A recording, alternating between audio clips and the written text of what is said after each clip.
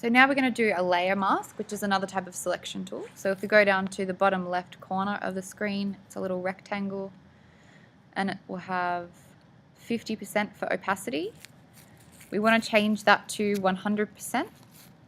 So that just means how see-through it is. So this is just another way to select things, similar to the pen tool. We'll be using the pen tool.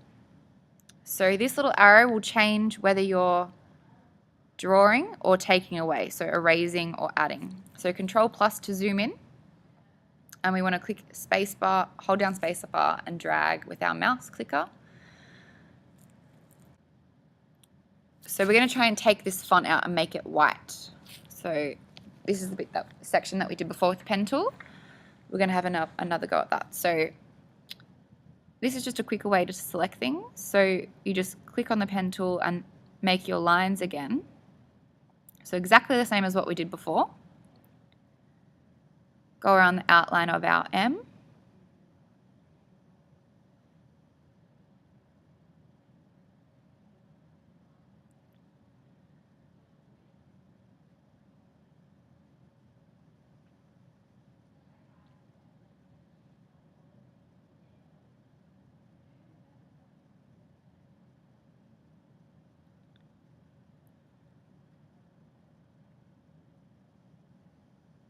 So now we've got our whole bit selected, and we go selection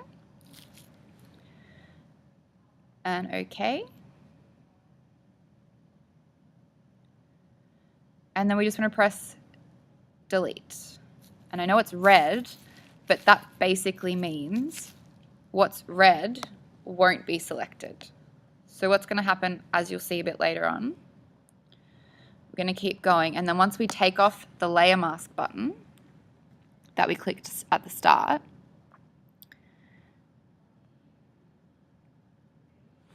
we'll have the little ant dot lines. So it just means you can make multiple selections all at the same time, and it's a good way to do it if you want to make a selection of something where there are several of them.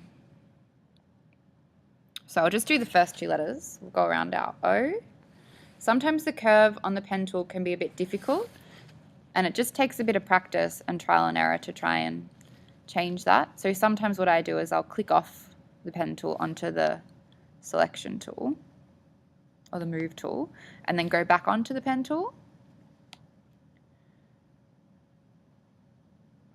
and then try it again.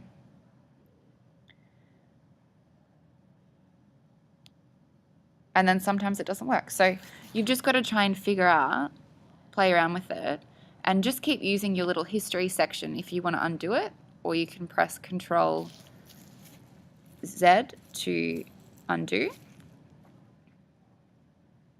So now we've got our selection. So if we select that,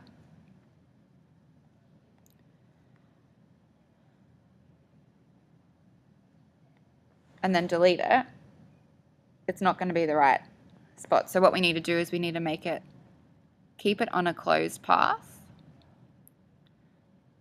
So all I did was go back through the history bit and made it so it was not a selection, but just a closed path. And then we do around the outside. So that means I can select different sections all at the same time.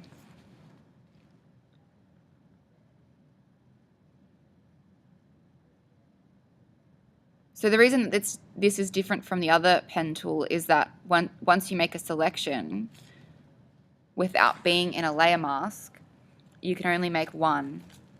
You can't continue to make several that are disconnected. So this way we can outline shapes and be a bit more accurate.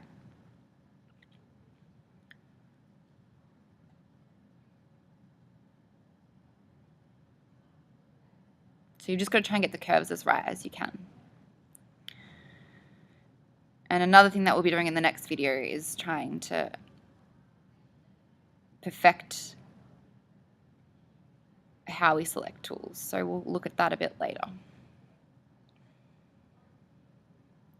So we go up to selection again.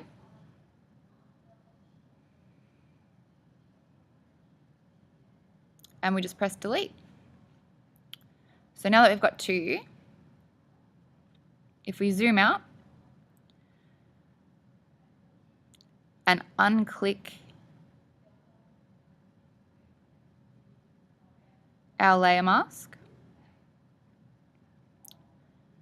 there we have a selection. So now I'm going to try painting it in with white.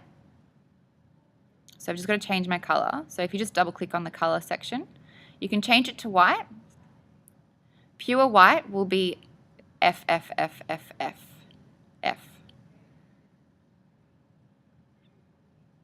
And then we click in the middle on the background layer again, and see how it has colored the background in?